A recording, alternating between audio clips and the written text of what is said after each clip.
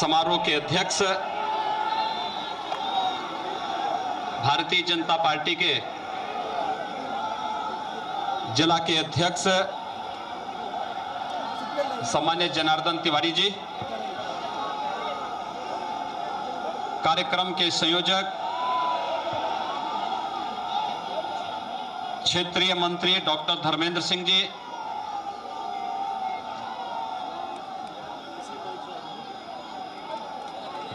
आज के इस कार्यक्रम में उपस्थित क्षेत्रीय अध्यक्ष उपेंद्र दत्त शुक्ल जी, उत्तर प्रदेश के सह प्रभारी सम्मान्य रामेश्वर चौरसिया जी, भारतीय जनता पार्टी के वरिष्ठ नेता विधानसभा के सदस्य सम्मान्य हृदय नारायण दीक्षित जी, प्रदेश के मंत्री श्री कामेश्वर सिंह जी, उत्तर प्रदेश सरकार के मंत्री जयप्रकाश निषाद जी, माननीय सांसदगण श्री पंकज चौधरी जी, कमलेश पासवान जी, जगदंबिका पाल जी, शरद त्रिपाठी जी, राज्यसभा के सांसद माननीय शिव प्रताप शुक्ल जी, भारतीय जनता पार्टी के प्रदेश के पूर्व अध्यक्ष माननीय डॉक्टर रमापति राम त्रिपाठी जी, हमारे विधायकगण डॉक्टर राधा मोहनदास अग्रवाल जी, फतेह बहादुर सिंह जी, डॉक्टर बिमलेश पासवान जी, विपिन सिंह जी, संगीता यादव जी, संत प्रसाद जी, शीतल पांडे जी, महेंद्र पाल सिंह जी, राघवेंद्र प्रताप सिंह जी, श्री देवेंद्र प्रताप सिंह जी, गोरखपुर की महापौर श्रीमती सत्या पांडे जी, पूर्व महापौर श्रीमती अंजू चौधरी जी, डॉक्टर समीर सिंह जी, श्री सुभाष यदुवंश जी, आज के इस कार्यक्रम में उपस्थित भारतीय जनता पार्टी के विभिन्न सामाजिक, सांस्कृतिक और व्यापारिक संगठनों के सभी पदाधिकारीगण और इस कार्यक्रम का सफल संचालन कर रहे महानगर के अध्यक्ष श्री राहुल श्रीवास्तव जी और गोरखपुर और आसपास के क्षेत्रों से आए हुए सभी उपस्थित नागरिक बंधुओं, उपस्थित माताएं, बहनें और नौजवान साथियों,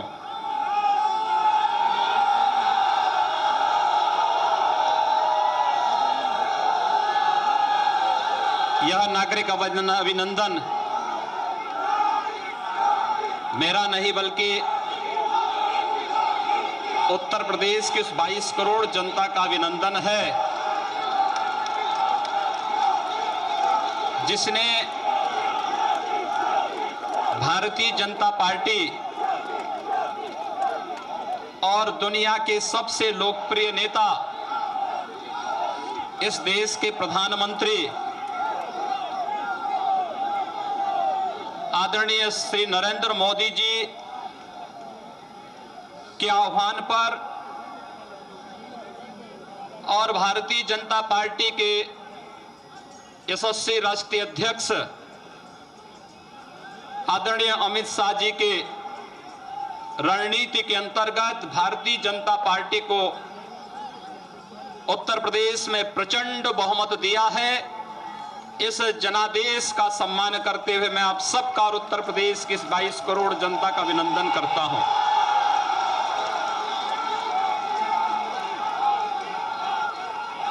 बंधुओं, हम सब के सामने देश के माननीय प्रधानमंत्री और भारतीय जनता पार्टी के माननीय राष्ट्रीय अध्यक्ष जी ने और पूरे संसदीय बोर्ड ने एक बहुत महती जिम्मेदारी हम सब के ऊपर दी है। और वह जिम्मेदारी है कि इस देश में माननीय प्रधानमंत्री जी की भावनाओं के अनुरूप जैसे देश के अंदर भारतीय जनता पार्टी शासित राज्य सरकारें विकास के कार्यक्रमों को तेजी के साथ आगे बढ़ा करके लोक कल्याणकारी योजनाओं का लाभ समाज के अंतिम व्यक्ति तक पहुंचा रहे हैं, जिससे उत्तर प्रदेश की जनता पिछले 14-15 वर्षों से वंचित थी, वह जिम्मेदारी आज हम सब के ऊपर आई है। आपने मुझे चुना और यह जिम्मेदारी माननीय प्रधानमंत्री जी ने मुझे दी है, तो स्वाभाविक रूप से मेरे साथ आप सबकी भी जिम्मेदारी और ज्यादा बढ़ जाती है, क्योंकि हमें उन सपनों को साकार करना है जिससे उत्तर प्रदेश की जनता अब तक वंचित थी, वह विकास से वंचित थी। यहां का नौजवान पलायन कर रहा था, माताएं बहनें असुरक्षित थी, व्यापारी कई दूसरे स्थानों पर अपना ठौर ठिकाना ढूंढने के लिए मजबूर हो रहा था, नौजवानों के सामने अपना उज्जवल भविष्य नहीं दिखाई दे रहा था। उत्तर प्रदेश में चाहे वह आंगनवाड़ी कार्यकर्ती रही हो या आशा बहुएं या फिर राज्य कर्मचारी और तमाम अन्य संगठन लगातार अपनी मांगों को लेकर के आंदोलनरत थी, लेकिन उनकी आवाज पे प्रति कभी भी अपनी संवेदनशीलता दिखाने का प्रयास न नौजवानों के प्रति, न माताओं बहनों के प्रति, न राज्य कर्मचारियों के प्रति और न ही प्रदेश के गांव गरीब किसान नौजवान और मजदूरों के प्रति दिखाने का प्रयास पूर्व की सरकारों के द्वारा नहीं हुआ। और इसीलिए माननीय प्रधानमंत्री जी की चिंता एक ही थी कि आखिर उत्तर प्रदेश का ये भाग्योदय कैसे होगा। लगातार अपनी चिंताओं को लेकर के जब उन्होंने अपने कार्यक्रम प्रारंभ किए, आपको याद होगा कि गोरखपुर और पूर्वी उत्तर प्रदेश सदैव उपेक्षित रहा। पहली बार विकास कैसे होता है हम सब ने तब देखा जब भारत के यशस्वी प्रधानमंत्री ने गोरखपुर में आकर के फर्टिलाइजर और एम्स की नींव स्वयं रखी।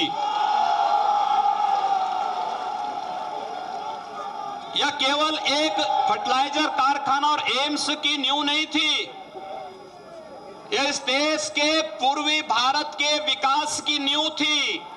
और पूर्वी भारत के विकास के माध्यम से इस देश में विकास का जो क्षेत्रीय असंतुलन था, इसको साधने का ईमानदारी पूर्वक प्रयास भी भारत के माननीय प्रधानमंत्री जी ने किया।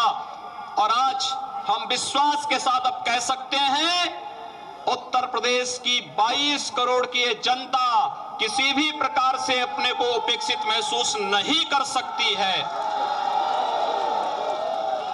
हम सबके सामने आदर्श है देश के यशस्वी प्रधानमंत्री के रूप में माननीय श्री नरेंद्र मोदी जी का।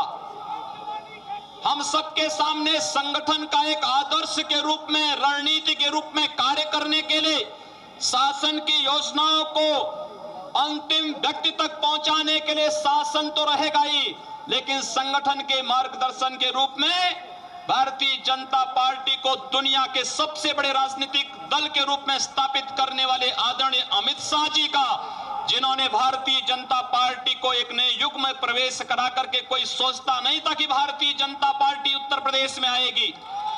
लोग कहते थे कि भारतीय जनता पार्टी 150 के आसपास सीट पा जाएगी तो बहुत होगी, लेकिन जब भी आदरणीय अमित शाह जी से प्रेस के लोग पूछते थे कि कितनी सीट भारतीय जनता पार्टी पाएगी, उन्होंने हमेशा कहा कि भारतीय जनता पार्टी 300 से अधिक सीट पाएगी और अंततः भारतीय जनता पार्टी का नेतृत्व 325 से अधिक सीटें पाई हैं।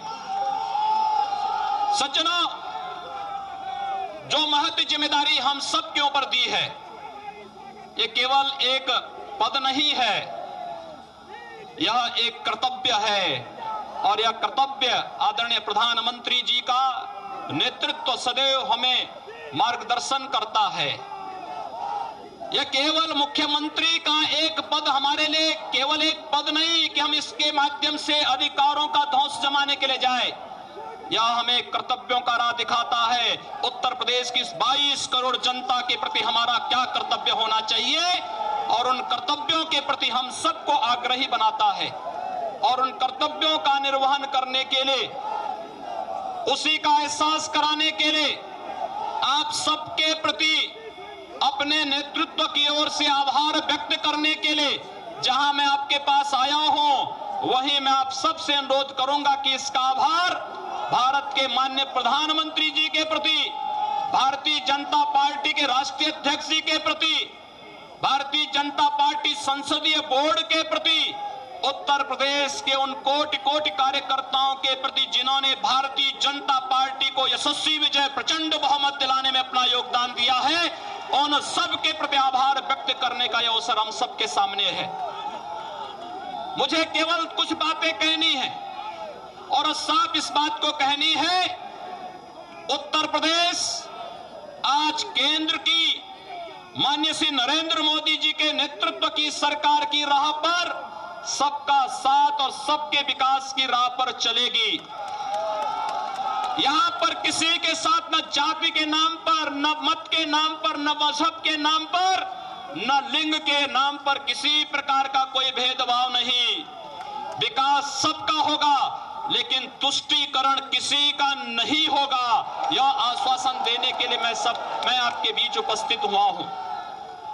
हमने इस बात को तय किया है, जो चुनौती हमारे सामने है, इस चुनौती का सामना हम बहुत आसानी से करेंगे, क्योंकि हमारे मार्गदर्शक के रूप में आदरणीय प्रधानमंत्री जी हैं। हमारे सामने संगठन का एक मजबूत आधार है, जो हमारे शासन की इस योजना को अंतिम व्यक्ति तक पहुंचाने के लिए कार्य करेगा, क्योंकि प्रधानमंत्री जी की अंतिम मंशा है कि शासन की योजना का लाभ इस देश के अंतिम गरीब तक पहुंचना ही चाहिए, और उसको पहुंचाने के लिए हम कृत संकल्पित हैं। एक बड़ी योजना के साथ हम कार्य प्रारंभ करने वाले हैं। आप देखना कि कोई व्यक्ति उत्तर प्रदेश का किसी भी तबके का हो, किसी भी क्षेत्र का हो, वह कभी भी अपने को उपेक्षित नहीं महसूस करेगा। यह आश्वस्त करने के लिए आज मैं आपके बीच यहां पर उपस्थित हुआ हूं। बंधुओं, मैं बहुत दिनों से आपके बीच में यहां पर कार्य कर रहा हूं। हो सकता है कि गोरखपुर और आसपास के क्षेत्र में मेरी उतनी उपस्थिति नहीं हो पाएगी, लेकिन मैं आपको कहना चाहता हूं कि विकास का जो राह माननीय प्रधानमंत्री जी ने गोरखपुर और पूर्वी उत्तर प्रदेश को दिखाया है, वह राह आप देखना एक वास्तविकता में बदलता हुआ दिखाई देगा। यहां की चीनी मिलों के जीर्णोद्धार के लिए, इन आंगनबाड़ी कार्यकर्तियों की समस्याओं के समाधान के लिए, बीएड और टीईटी प्रशिक्षुओं के समस्याओं के समाधान करने के लिए, इन बेरोजगार नौजवान जो अब तक उत्तर प्रदेश से पलायन करता था, इनके पलायन को रोकने के लिए, गांव, गरीब, किसान और नौजवान के लिए हम लोग बड़ी मजबूती के साथ दिन रात एक करके पूरी तत्परता के साथ कार्य करने के लिए संकल्पित हैं। मुझे आपको ये बताते हुए प्रसन्नता है कि सरकार निरंतर कार्य कर रही है। हम लोगों ने कुछ निर्णय लिए, लेकिन हो सकता है कि तमाम लोग तमाम प्रकार की बातें कर रहे हों। मैं आप सबको बताना चाहता हूं कि कोई ऐसा नया निर्णय नहीं होगा। हमने जो कुछ भी किया है, जो कुछ भी करेंगे, हम लोगों ने चुनाव के पूर्व भारतीय जनता पार्टी ने अपने इलेक्शन मैनिफेस्टो में, लोक कल्याण संकल्प पत्र में जो बातें कही हैं, हम अक्सरशः उनका अनुपालन करेंगे, उनके पर हम प्रतिबद्ध हैं। और ये सरकार पूरी तरह उन कार्यों को करते हुए उत्तर प्रदेश को देश के विकसिततम प्रदेशों में, उत्कृष्टतम प्रदेशों में स्थापित करने में सफल होगी। इसमें आप सबका सहयोग और आशीर्वाद चाहिए, इसीलिए आज मैं आपके बीच यहां पर उपस्थित हुआ हूं। सज्जनों, बहुत सारे कार्य करने हैं उत्तर प्रदेश में। जहां भी हम लोग जा रहे हैं, लोगों की समस्याएं हैं, किसानों की समस्याएं हैं, नौजवानों की समस्याएं हैं, माताओं बहनों की समस्याएं हैं, व्यापारियों की समस्याएं हैं, किसानों की समस्याएं हैं। सरकारें कैसे चलती हैं, उत्तर प्रदेश के अंदर भारतीय जनता पार्टी करके दिखाएगी। ये सरकार बता के दिखाएगी कि वास्तव में सरकार का स्वरूप क्या होना चाहिए, जनता के प्रति उसका लगाव कैसे होना चाहिए, आम जन के प्रति उसका संवाद कैसे होना चाहिए। हम इस बात के लिए संकल्पित हैं, भ्रष्टाचार मुक्त शासन होगा, जनता के प्रति संवेदनशील प्रशासन होगा, गुंडा राज पूरी तरह समाप्त होगा और अराजकता के इस व्यवस्था में कोई स्थान नहीं होगा। और चूंकि गोरखपुर इस प्रकार के कार्यों की एक प्रयोगशाला पहले बन चुकी है, जब मेरी पार्टी ने मुझे कहा कि आपको संसद में कुछ बोलना है, तो मैंने विनम्रता के साथ इसको स्वीकार किया और मैंने इसी बात को कहा। जो बात आज उत्तर प्रदेश के लिए बाहर होती है, यही बात कभी गोरखपुर के बारे में भी होती थी। लोग यही कहते थे हम लोगों को, हम लोग जब बाहर जाते थे लोग कहते थे कहां से आए हैं। अगर हम कह देते थे कि गोरखपुर से, तो भयभीत हो जाता था। वो सोचते थे कि पता नहीं वहां का हर व्यक्ति क्या ऐसे ही है। लेकिन आज गोरखपुर ने इस मिथक को तोड़ा है। हम लोगों ने लंबा संघर्ष किया, लोकतांत्रिक तरीके से संघर्ष किया, यहां के मूल्यों और आदर्शों के लिए संघर्ष किया, यहां के सामाजिक सांस्कृतिक व्यापारिक संगठनों के साथ मिलकर के हम लोगों ने गोरखपुर को उस माफियागिरी से, उस अराजकता से जिसके लिए गोरखपुर बदनाम था, उससे उभारा है। और संजोग इस बात का था कि केंद्र में आदरणीय नरेंद्र मोदी जी के नेतृत्व की सरकार बनने के बाद विकास की जितनी योजनाएं गोरखपुर पूर्वी उत्तर प्रदेश में आई, उसने एक नई राह हम सबको दिखाया है। और मैं इस बात को कह सकता हूं कि यही कार्य आज हमें उत्तर प्रदेश के अंदर करना है, संपूर्ण उत्तर प्रदेश के अंदर करना है। बहुत सारे कार्यक्रम होने हैं, उन कार्यक्रमों के बारे में हम अपनी योजनाओं को लेकर के समय समय पर आपके बीच भी आएंगे, समय समय पर आप सबका सहयोग भी चाहेंगे। आप सबसे मेरा यही अनुरोध होगा, आप कानून के इस राज को स्थापित करने में, भ्रष्टाचार रहित शासन देने में, उत्तर प्रदेश में प्रत्येक नागरिक को सुरक्षा की गारंटी हो, न्याय की गारंटी हो, इस कार्य को मजबूती से स्थापित करने में आप सबके सहयोग और आप सबका आशीर्वाद हम लोग चाहेंगे। यही अपील करने के लिए आज मैं आपके बीच उपस्थित हुआ हूं। और सचमुच मैं इसका अधिकारी नहीं कि आप मेरा नागरिक अभिनंदन करें, मैं तो आपके बीच का हूं, आपके बीच में सड़कों पर रह करके आंदोलन किया हूं। प्रधानमंत्री जी ने और माननीय राष्ट्रीय अध्यक्ष जी ने एक अवसर दिया कि मैं उत्तर प्रदेश में जाकर के अब केवल गोरखपुर की नहीं, केवल पूर्वी उत्तर प्रदेश में सीमित न रह करके उत्तर प्रदेश की 22 करोड़ जनता की सेवा मैं करूं और उत्तर प्रदेश को इस अराजकता से मुक्त करने के लिए जो टीम बनी है उसका नेतृत्व करूं। तो मुझे लगता है कि जहां मेरे सामने अपने आदरणीय प्रधानमंत्री जी का आदर्श सामने है, जहां संगठन के रूप में आदरणीय अमित शाह जी का आदर्श हम सबके सामने है, आप जैसे कोटि कोटि कार्यकर्ताओं का सहयोग और आप सबका सानिध्य मेरी सबसे बड़ी ताकत है, जो सम और विषम परिस्थितियों में मेरे साथ हमेशा खड़े होकर के सड़कों पर आंदोलन करने, जन समस्याओं के समाधान करने में सदैव खड़ी रही है, वो मेरी सबसे बड़ी ताकत रही है। मुझे सज्जनों, आज के इस अवसर पर केवल आपसे ये अनुरोध करना है, कानून के इस राज को स्थापित करने में आप सब अपना सहयोग देंगे और आपने पूर्व में भी सहयोग निरंतर किया है। कहीं भी किसी को ये नहीं लगना चाहिए, मैं मानता हूं एक बड़ी विजय है, भारतीय जनता पार्टी की बड़ी विजय है, आप सबका सहयोग मिला है, लेकिन कहीं भी जोश में होश न खोने की स्थिति आनी नहीं चाहिए।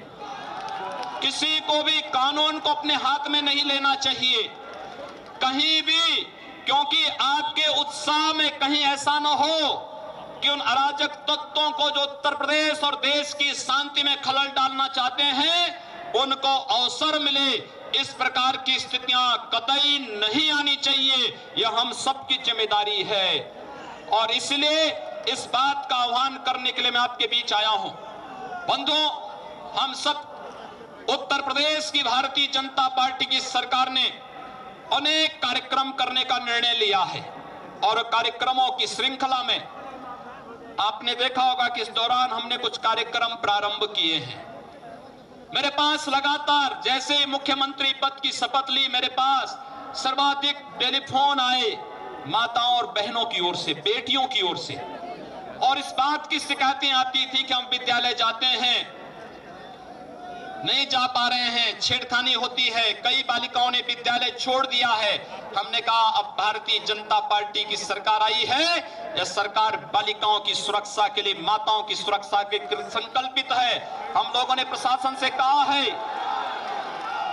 कि ऐसे तत्वों पर कड़ाई बरती जाए जो मनचले हैं, सौदे किस्म के हैं, वे नौजवान नहीं हो सकते। नौजवानों की दिशा रचनात्मक होती है, समाज और राष्ट्र के प्रति वे अपने कर्तव्यों को समझते हैं।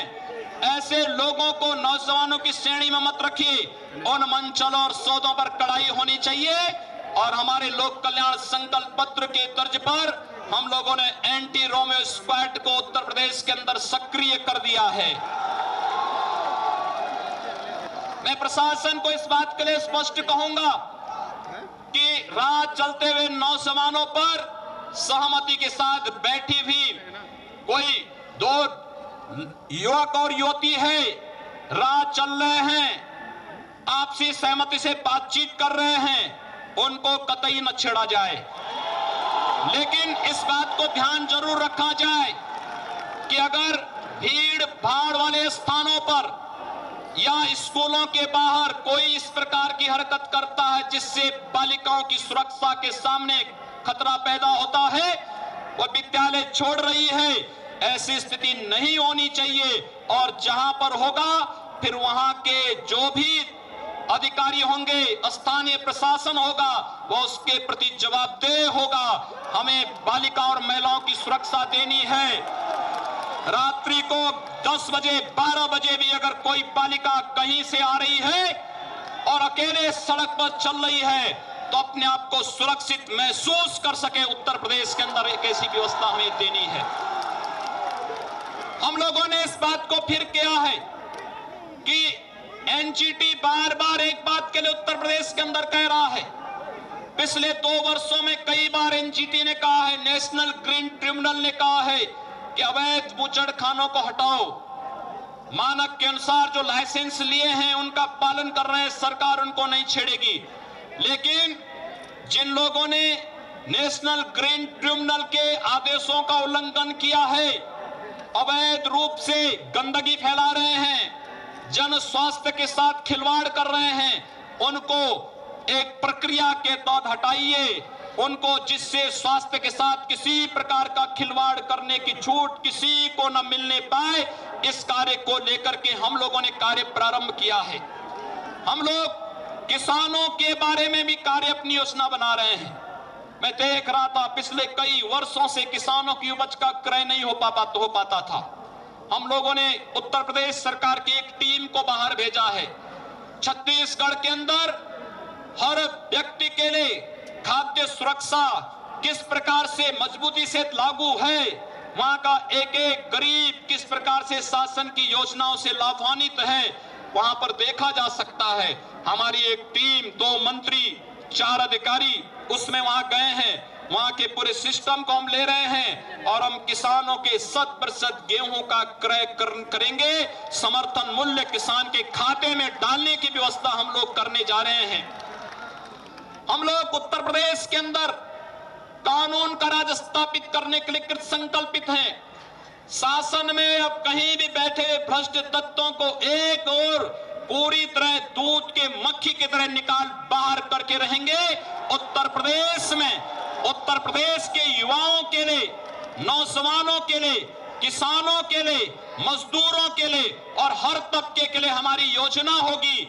उत्तर प्रदेश के विकास के लिए हम लोग मजबूती से कार्य करेंगे। आज ही मैंने पीडब्ल्यूडी विभाग को एक बात के लिए कहा है कि 15 जून तक उत्तर प्रदेश के अंदर सभी सड़कें गड्ढा मुक्त हो जानी चाहिए, इसकी व्यवस्था सुनिश्चित कर दें। और साथ ही साथ आप सबको मैं खुशखबरी एक और देना चाहूंगा। हम लोग को खुशखबरी देना चाहेंगे कि जो लोग कैलाश मानसरोवर की यात्रा करना चाहते हैं, उत्तर प्रदेश